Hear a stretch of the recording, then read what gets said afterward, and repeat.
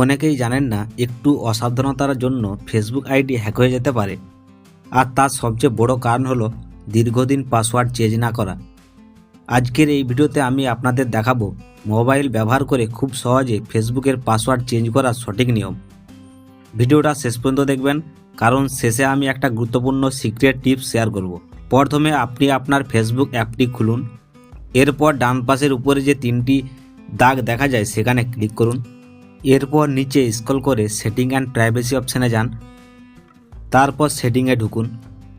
এরপর see more in account centre এখানে click করুন। এখানে ক্লিক করার পর পাসওয়ার্ড অ্যান্ড সিকিউরিটি নামে একটি অপশান পাবেন, এই অপশানে ক্লিক করুন। এখন চেঞ্জ পাসওয়ার্ড নামে যে অপশানটি আছে সেটাতে ট্যাপ করুন। এখানে আপনাকে তিনটি ঘর দেখাবে। প্রথম ঘরে আপনি বর্তমান বা পুরনো পাসওয়ার্ড লিখবেন। এরপর নিচের দুইটি ঘরে নতুন পাসওয়ার্ড লিখে কনফার্ম করবেন।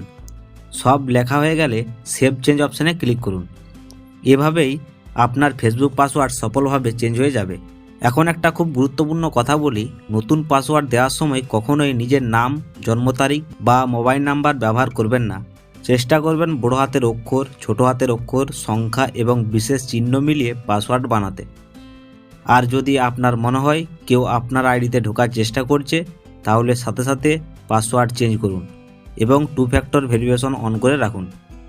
এই ছোট্ট একটা কাজ আপনার ফেসবুক আইডিকে অনেক বেশি সুরক্ষিত রাখবে। ভিডিওটা যদি আপনার কাজে লাগে তাহলে অবশ্যই লাইক করবেন, আর এমন দরকারি ফেসবুক টিপস পেতে চ্যানেলটি সাবস্ক্রাইব করে রাখবেন। ধন্যবাদ ভিডিওটি দেখার জন্য।